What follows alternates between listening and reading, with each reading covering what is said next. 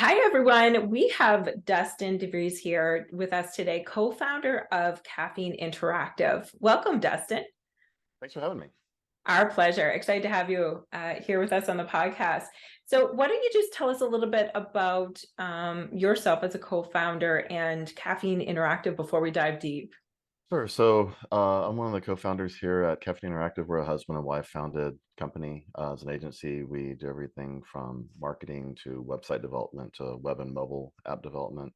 I would say our real specialty really is the heart of our business is in software development. We build a lot of complex web and mobile apps, enterprise level applications. And, Mm. my background is in software development. I spent the first 10 years of my career in the semiconductor industry, and then decided to branch out on my own. That was, corporate world. Decided to branch out, start Caffeine, which we started in about 2013, and been going strong. I have about 20 employees worldwide. Fantastic. 20 employees worldwide is what I heard. Awesome. Yes. And so you've been around for 10 plus years, I want to say at this point, hey? Yes, that's correct. Yeah, Yeah, almost yeah. 10 years now with the company. Yeah. Yeah, fantastic. Good for you. And so, essentially, Dustin, tell me a little bit with regards to your people-centric approach when it comes to Caffeine Interactive.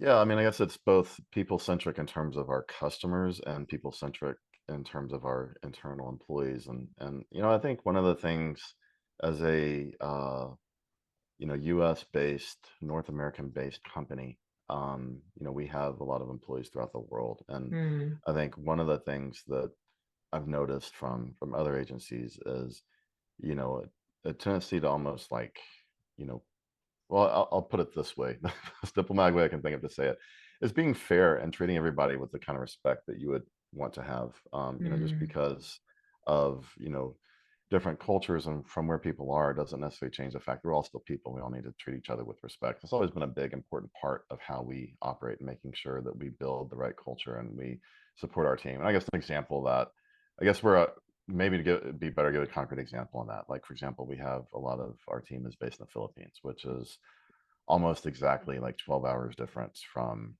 where I am in the, central time zone here in the United States. So, Hmm. there's other agencies like ours that are US based that, hire employees, in situations like that, different time zones that require them to work US based hours. But for us, that would mean basically our Filipino employees would be working from 9 p.m. to 5 a.m. every night. Mm. And, I think, that's a pretty clear example. There's other examples of just, treating people with respect, encouraging them, helping them, doing whatever needs to be done. That everyone has personal issues and needs and being respectful of that, going through the pandemic and everything involved with that. Giving people Mm. time off, they go get flu shots, or COVID shots or whatever, and they're not feeling the weather, like not being sticklers on those kind of things, and just treating people with respect, Mm. making people feel like, it's not just a business arrangement. We are in business and it is important to be making money and be, cost effective in everything we do. But at the same time, there's other value I think that comes to people besides just the paycheck that they collect each week. And I think that's important. Hmm. Definitely. And how does that thought process? Because I think what I'm hearing, Dustin, is like there's a distinct balance between running a business and ensuring that there's a people-centric approach to your business. And so, how does that translate on a day-to-day basis for you? I think, it starts with just having the respect for others. So like when crises come up and issues come up, um, not, I mean, there are times maybe we need to be direct and be, especially when it comes to, when if someone is abusing, the relationship we have, then obviously, those things need to be addressed directly. Mm-hmm. But outside of that, I think we're working in a fast-paced environment, juggling a lot of different projects. It's real important, that as we go through this, not everything's always going to go perfect. There's going to be things that mistakes that are made, or there's going to be, um, you know, timelines and so forth that are really tight, and just being respectful to everyone and realize that as for me, I've always felt like, and not to say we make a lot of mistakes, we miss deadlines all the time. I don't feel like I think we do an awesome job at that, by the way.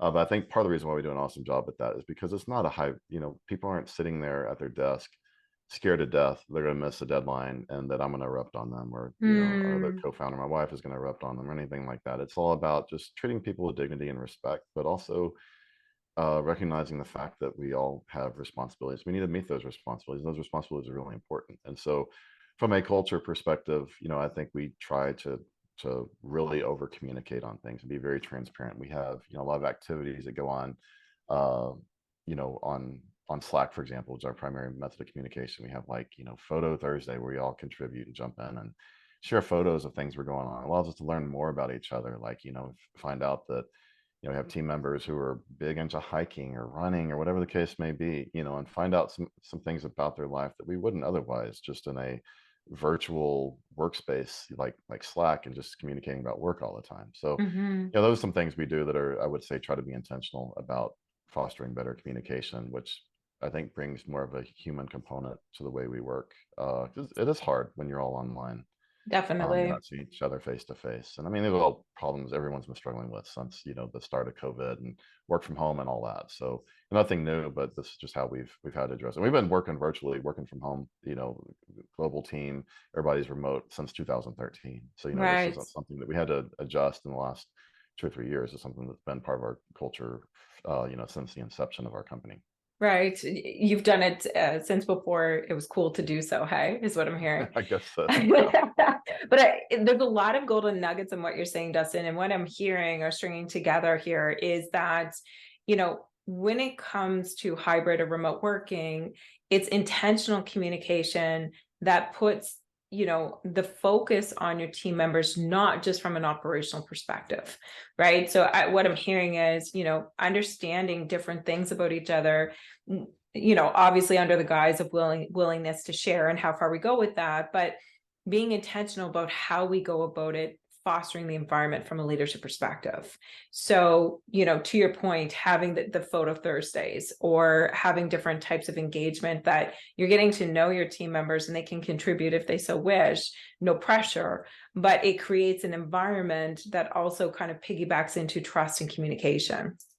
I think one of the things that comes to mind is, there's certain things that we do that just come naturally to us. Certain Mm. people have certain skill sets that we're really good at, and certain things we have a tough time with. And so I think the way I've always looked at it as the things that I do well, I always want to be checking myself to make sure I still do them well because, like we evolve as people, and sometimes the Hmm. things that we thought we did well, we're not doing well anymore. We get overconfident and we start making mistakes, we get sloppy.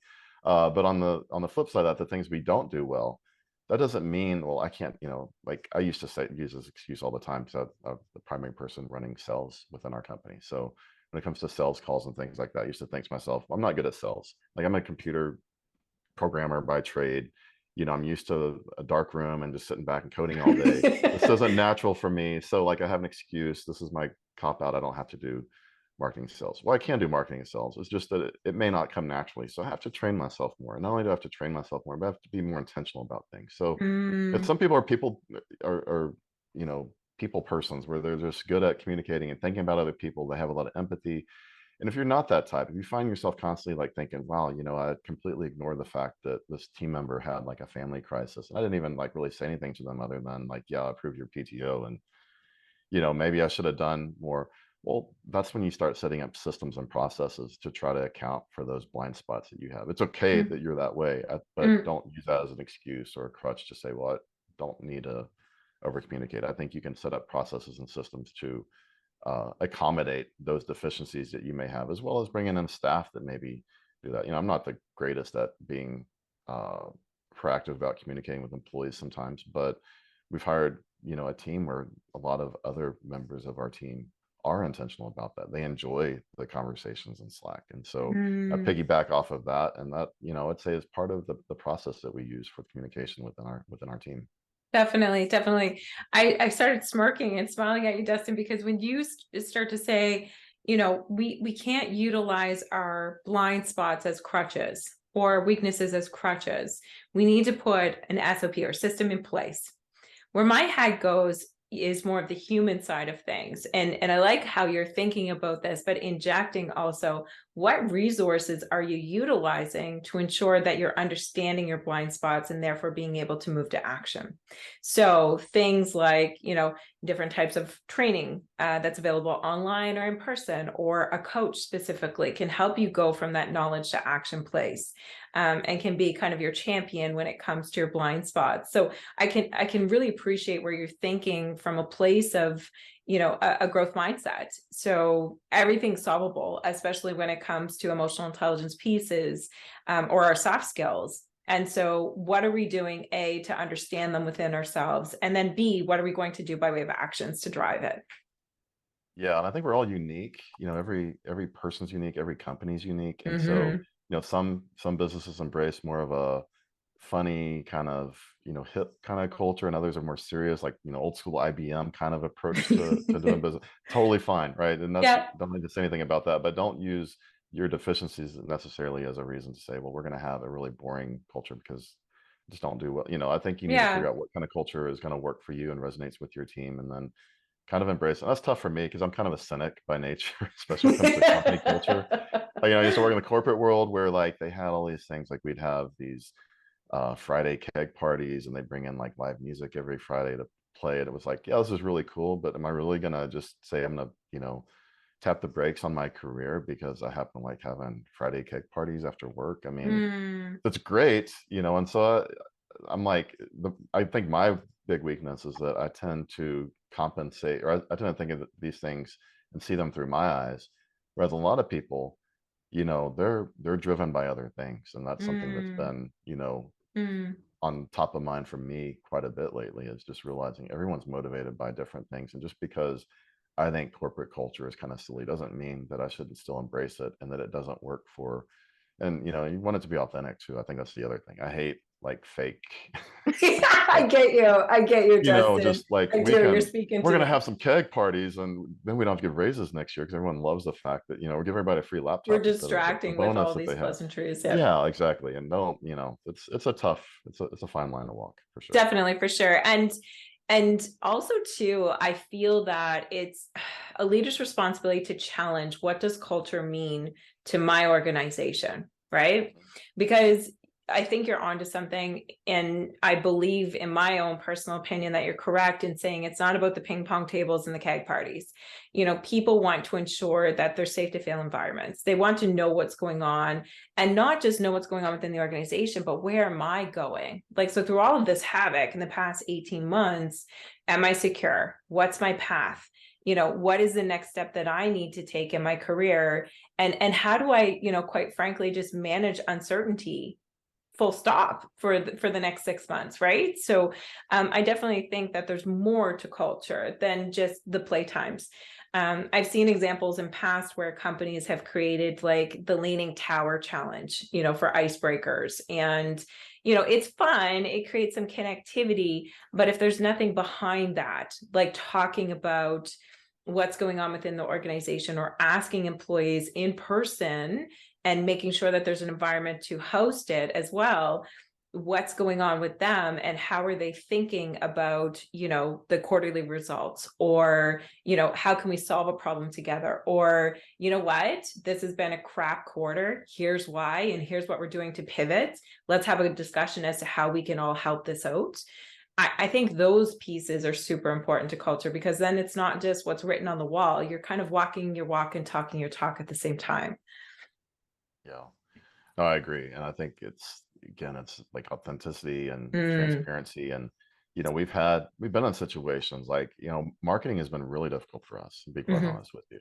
And I think mm, it has to do with the type of agency we are. And like, how do you go out and prospect people to sell them, custom mobile apps that are going to cost, tens of thousands of dollars? It's not something that you just typically just start up a conversation and have someone, start writing checks to you, right? It's something you have to nurture and foster. And so it's been really difficult. And so, I've brought in, first I had to get myself up to speed so I could even like hire a team to start to do some of these mm, things because I was so weak in that area. And so I learned enough to be able to at least manage it, and then bringing in the staff, and we're trying different things, and we're striking out some, and it's frustrating. And I think I've had some pretty, I'll just be completely transparent on this, I've had some candid conversations with members of my team about the performance, about the expectations, and we set up OKRs and things like that. And mm, there's this concern on their parts, like, well, I know I'm not hitting what I need to, and I'm doing all these different things, and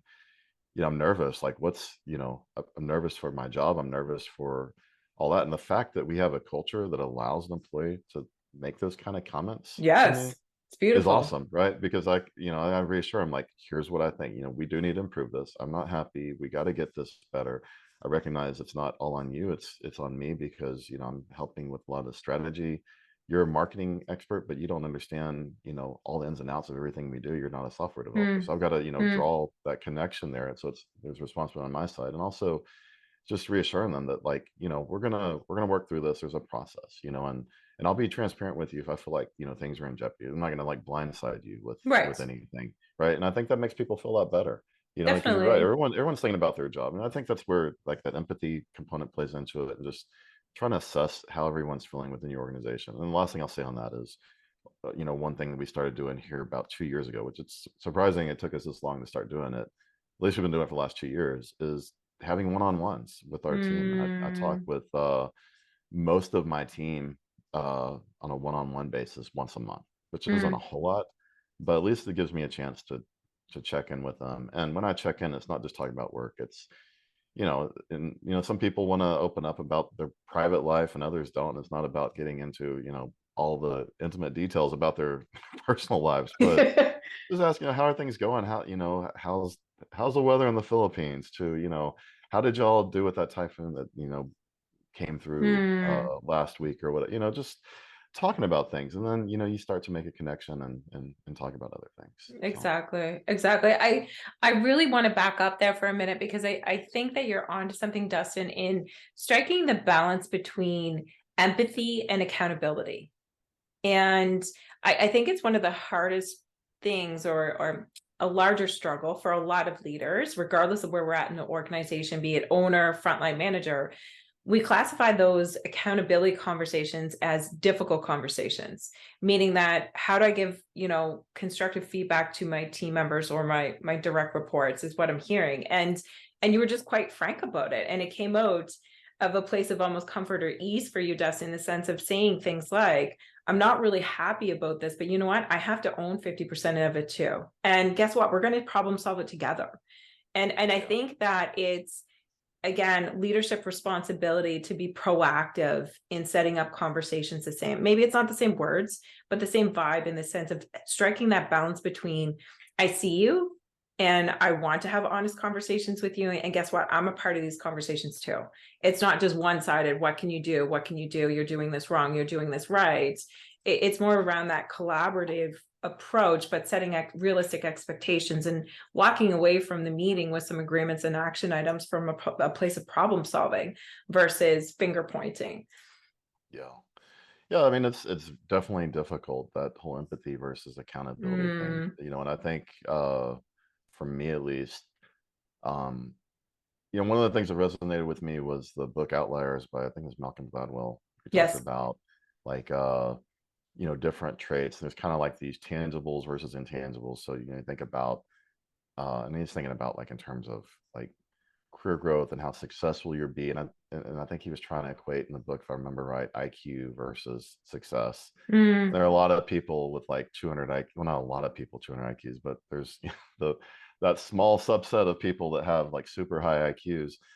There's like certain percentage of them still live in the basement of their parents' home, and then there's like mm-hmm, others who, you know, people are just kind of normal distribution of IQ levels that are really successful. And like, why is that? mm, Well, there's like a certain level where you say someone is good enough in terms of talent, and then there's like all the extra, like the intangibles that kind of make or break success. And so I think I've kind of taken that model and I've applied it when I think about people management. And I think, okay, well, like the first thing I want to ask when we're not meeting our goals is, do we have the skill set here, right? We may not have the skill set. We might be asking someone to make cold calls, 50 times a day, and mm, they're super introverted, and they hate getting on and they spend 10, 15 minutes, sweating it before they finally pick up the phone and make the call, right? And so mm-hmm, in that kind of case, you say, okay, well, we're applying you like in the wrong, like in a position you're not really qualified for, right. or not something you're really comfortable with. Like, that doesn't make a lot of sense. So Mm-hmm, first off, they have the right skill set, or they,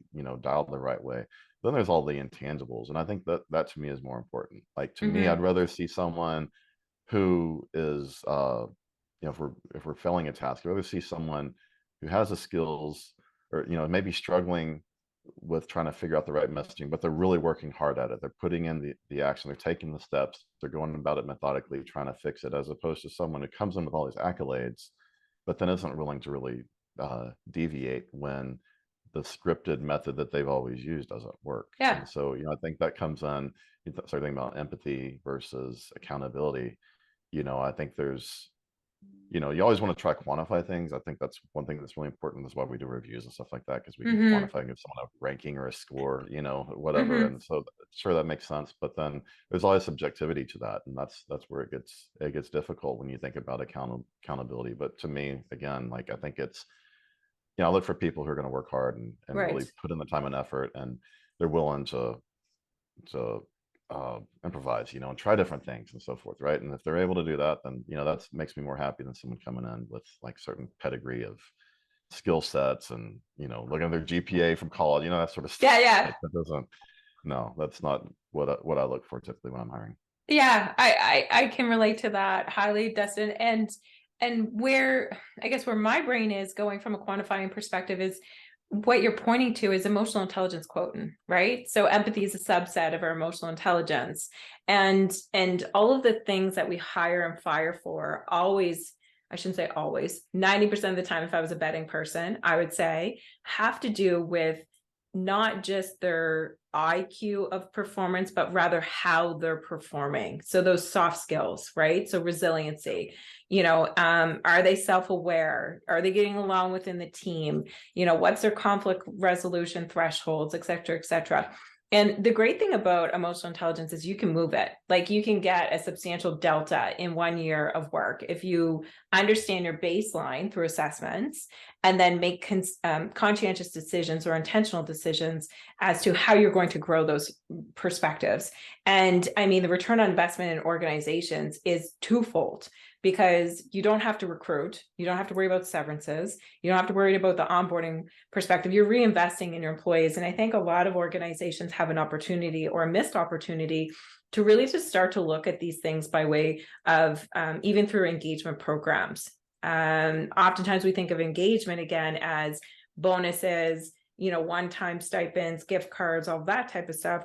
Engagement is actually growth and connection in my mind when it comes to from an organizational programming perspective, or a portion of it, I should say.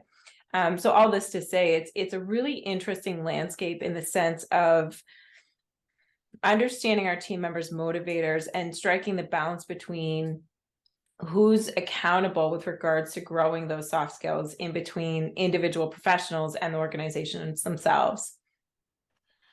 Yeah, yeah, I think I agree with all of that, and I think it's part of the reason why I like to think we do a pretty good. We can all, everything we talk about here. I sit here and I'm making mental notes, like, yeah, there's things we can improve here, things we can improve there, Of course, but that's certainly, normal. yeah, that's, yeah, totally normal. But I think when I think about hiring and so forth, you're right. Like it's so difficult right now, especially for an industry like ours, trying to hire software developers. Yeah, It's really tough. They're in such high definitely. demand.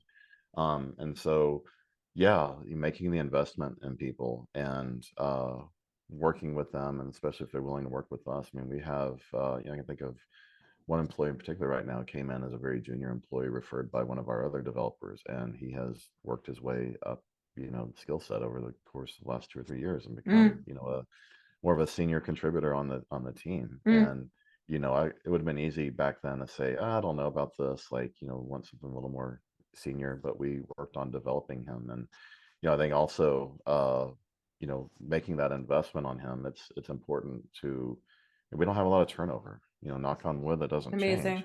Yeah, yeah. But that's because we've tried to be real intentional about uh you know things like compensation, and make sure we're doing regular salary adjustments, and making sure in my one-on-ones when I check in with them, occasionally asking and doing reviews and stuff, they talking more about the trajectory where they want to go with their careers. Fantastic. um and again, that comes down to, I think there, I'm going to just say it, whether it's right or wrong. I think there's a lot of agencies that sort of look at offshore development talent as an infinite resource. And they're like, well, if this doesn't work out, just go find someone else. There's 8 billion people, whatever, on the planet, right? Something like that.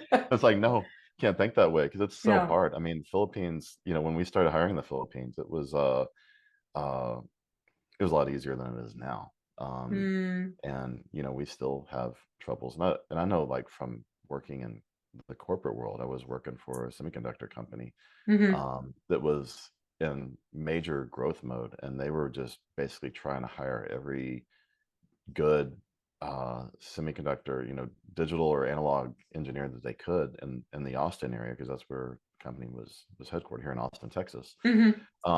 And they actually had to start rethinking the way they hired, because we were growing so quickly, that we had to basically say, okay, well, like, we have this threshold that we want everyone to surpass. And if they surpass this threshold, then it's clear, like, let's go hire them. Well, there's only so many of those people that reside in a geographic area, right? So now I've got to think, okay, well, am I just going to say, well, we can only hire 100 engineers or 200 engineers or whatever it is because we can't find enough in this area? Mm. Or do we lower the threshold? We work on developing them, bringing them Mm. along.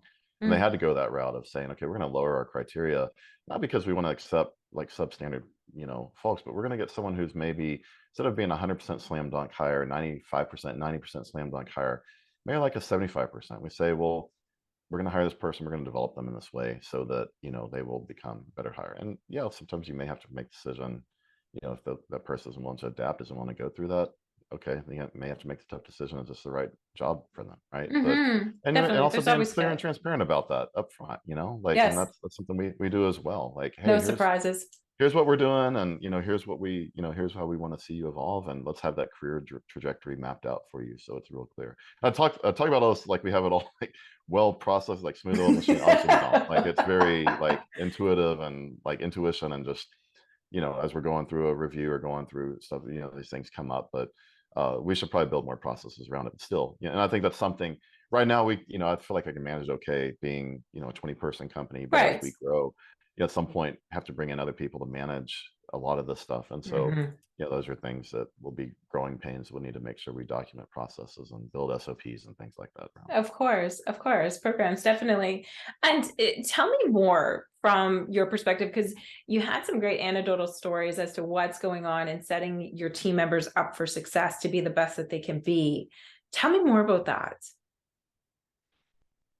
Let me think of some examples. Can think of one particular situation where an employee who was a pretty senior developer, but this particular employee didn't have a lot of experience doing front end development with some of the more modern front end frameworks, like React Native, for example, is one that we do a lot of mobile app development on. And so this employee had expressed to us that she wanted to get more opportunities there. And so when we had the ability to, had a new project that came along where she could work on front end development, and we had someone else who had some more experience on front end development, Hmm. allowing her to pair up with that individual Hmm. and really, build that out in terms of her career growth, so that she could now, display that as, competency. So instead of, like, saying, okay, well, here's your core skill set, you're more of a back end developer, we're going to keep you pigeonholed on back end development, going to give you a chance to grow yourself and, branch out more and learn new things. And I'll mention too, that's, it's a difficult thing to do, because thinking from, say, a customer's perspective, you don't want people learning on the job as they're building your app you're investing, a ton of money 10,000 in, right? plus at, yeah. And so, you have to be super careful about that too, of course, that you're not jeopardizing the success of the project. But this particular case, Floyd improved herself, time and time again. Just really reliable, super. It goes back to those intangibles things, right? It's like, okay, well, competency wise, she does more than well enough in terms of Mm. her abilities. But it's those intangibles, knowing that I can assign something to her and she's going to be transparent about the expectations. And that's another, we haven't really mentioned it. That's another thing, is having your team buy in when it comes to projections and estimates. So, we Mm. usually talk in terms of LOEs, level of effort, when it Okay. comes to tasks, and we use like the Atlassian products like Jira pretty extensively when we're doing software development. And so, within that, we're creating epics and sprints and tasks and everything else. And, with those come estimates. But we don't just have, like, a project manager or dev manager or something put in the estimates on these. We asked the person who the ticket's assigned to, to estimate length of time. If you think it's going to be 3 hours, put down 3 hours. Also track a confidence level. I think it's going to be 3 hours, but I'm 50% confident that it's going to be in 3 hours because Mm, I'm using this new API that I'm not real familiar with. Okay, hmm. great. Well, then that gives us a chance to go and put some math behind that. Say, okay, well, if it's a 50% confidence factor, 3 hours, maybe we estimate that like 4.5, 5 hours, and that's where the accountability comes in, and give them a chance to grow. But we did a lot of that, with, like, that was one particular case where I kind of got off track there. I'm sorry, but that was one particular case where we had an employee who saw, through communication, found out where she wanted to go career Mm, wise, mm. matched up an opportunity, paired her with someone who could also be there to kind of give some oversight to make sure things didn't go sideways. We maintained the same quality level that we always expect to, and I and think it worked out really well. it sounds like it doesn't. And I'm hearing too that this is a great initiative that's going on within your organization or company that helps set team members up for success. And I really enjoy the level of effort and then the level of confidence. It's doing two things, and I don't know if you realize it, but it's doing two things for your team members or your employees. One, it's empowering them. So you're accountable for your time based on this particular thing. And I'm sure that that extends past just time allocation. And the other piece is, hey, it's also safe to tell me if you feel that you're 80% or 50% or 30%. And by the way, if it's a certain percentage, that threshold that your confidence is lacking for whatever reason, we're going to chat about it, and I'm not going to poo-poo on you for it, really. Like, I'm just going to help you problem solve, and it's just systematic, and it's that easy. And honestly, Dustin, I really appreciate how you're coming up front and being vulnerable around this, because many organizations don't look at it from a systematic perspective unless they have particular software that organically allow us to speak that way, right? Like, I don't often hear leaders say, hey, what's your confidence level in this activity so that we can further problem solve, Yeah, and I'll right? caveat. Yeah, no, you're right, and I'll caveat that too. That when we talk about sometimes or that confidence level, it might be because they don't have all of the skill sets required to perform that task, or it could simply be that their work. Countless examples where we take on a project and someone comes in, they're like, we have this great app we want to build. There's this other platform over here we want to integrate with, and we're like, well, we've never worked with this platform before, and most when you talk about hiring an agency, it's really difficult to find complete fit in terms of your technology needs, where someone has 100% Fair. experience with everything you're ever going to integrate with. Like, the biggest thing with developers, being adaptable, being able to be flexible and adapt to new technology. So, being able to go in and look at a new technology and say, well, like, I've never worked with this API before.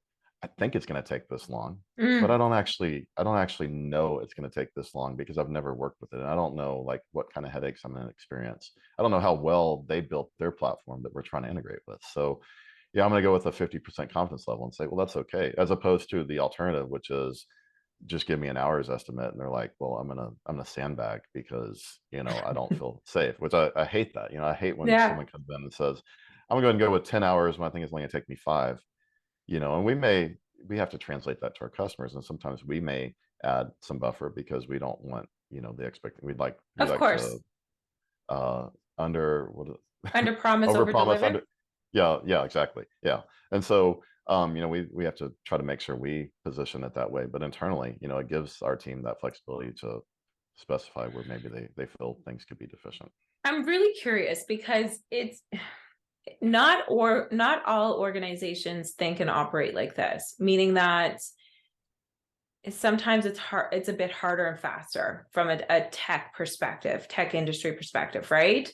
So what is it within you that allows you to have such a safe environment that you can talk about how confident we are based on a job task, and there's no fear of retribution, there's no fear of judgment or being stalemated because there's deficiencies. Rather, you just go directly into problem solving and supporting from a place of empathy. Like, what is that thing that allows you to operate in that manner? I don't know. I mean, I don't think it's like, I don't know if there's something you know, I guess I look at it as maybe something that anyone who is successfully managing a business probably either has or is able to develop over time. I think for me, um, yeah, I'm coming at, I guess the other component of it is just thinking like if the roles were reversed, right? Mm, If I was the individual contributor reporting in to someone, and like what would I want to see? Where would I feel intimidated? Where would I be worried and uh about taking a risk? And so um I think that's part of it. And then again, just being transparent when things do go sideways, when an estimate comes in and it's wrong, like it's those things happen, right? Every mm-hmm. software project, there's things that you thought for some reason, right? The things you think are going to take a certain amount of time, they always take at least that amount of time, and sometimes they take longer. It's just what we have, slack in the schedules and slack in Yes. the budget and everything else, right? And so Yeah. you accept that those things are going to happen. But I think for us, it's being like using any time things could have been done better as teaching moments within the team. So another Fantastic. example here, we had a situation where and it's similar type of problem as what we're describing right now, where we had an issue where there was an API integration we were doing, integrating with this other platform, and we made some assumptions, and we bid out the whole project based on these assumptions, and then we found out um, those assumptions were wrong. And in this particular case, this particular situation, we kept marching forward. The employee on this situation didn't really raise the alarm. I think she's kind of thinking in her mind, like, we can survive this. We can, maybe I can make up some slack as I'm going through this implementation, and it won't be as still basically hit the schedule. Mm, And then it came to the point where we need hitting a major milestone, we had to have stuff done. It's like, oh, we still have like quite a bit still open, and like, why did this happen? And then we talked about it, had some candid conversations, find out, oh well, we found out things weren't going well, and she decided to try to keep it to herself rather than sounding the alarm. She thought, well, maybe I can make it up. I was worried that, from her perspective, she's like, I was worried if I said anything that everyone would be freaking out, and I thought, well, right. maybe I could make this up somehow. And so that was an opportunity for us to just say, look, it's on you to make sure you report this, but it's also on us to make sure we've created a culture that allows that openness, so that if you feel Mm, like things are wrong, you feel like things aren't working out well, like, we know you're a great developer, we know your contributions, we can go through every project you've worked on since you started the company and see the success of those projects. If you have one that maybe doesn't go as well because some things outside of your control, some assumptions we made that weren't accurate, that's okay. But just make sure those, when you notice those things, like, bring them up as soon as possible, because then we can actually still manage, like, from the business side of the relationship with our customer, we can still manage yeah. that. We can say, look, we made these assumptions, here's what we're seeing, how would you like to proceed? Mm-hmm. And there's a and immediately right then, from the business side, it becomes a negotiation, right, where it's like, okay, well, how much overage are we talking about? How do we want to handle this? Is there other areas maybe we can make that up, or can we maybe cut like a feature to keep this thing within budget? You can Right. start, it opens up those doors. If it's already well past, the deadline, and you're finding this out, then you don't have those opportunities. So I think there's a lot of this fluidity, I guess, when you think about a project, what needs to be done. I mean, we like to think in terms, like, as a software developer, I don't like ambiguity. So I'm not Mm, saying ambiguity, but there's fluidity in terms of the contract and the way we work and fair. with our customers. And we've even, we're not really getting into this aspect of it, the business side of it, but even with the way we do our contracts, allowing some flexibility there, so that as we encounter things like this, we can accommodate that without having to blindside our customer with, oh well, this Mm. is going to be like an extra, X $1,000 of money you're gonna have to pay because, like, something went sideways. I absolutely adore your approach in ensuring that your team members are set up for success to be the best that they can be. And what I'm hearing in all of this are, sense from EIQ perspectives, or micro behaviors, I guess we could call them, in the sense of, your leadership team, so yourself and your wife have high levels of self-awareness and want to ensure that it's a safe to fail environment for your team members, which then kind of trickles down into further micro behaviors around being intentional as to how you communicate and proactively communicate so that it's a win-win for your team members, for the organization. Maybe it's a win-win-win, and the client, of course, because we don't want to blindside anybody. And I really like that there's like almost like a organic no surprise rule. So there's constant conversations around expectations, but it's coming from a place of empathy. And again, coming back to that awareness that we're trying to problem solve. Amazing. Yes. Absolutely amazing. Thank you so much for sharing with us and our subscribership today, Dustin. Yeah, it's been a pleasure. Likewise, likewise. And for anyone who's interested in intuitive performance and from an assessor perspective around emotional intelligence or executive coaching, feel free to reach out to us. There's a link in the comments. Take good care.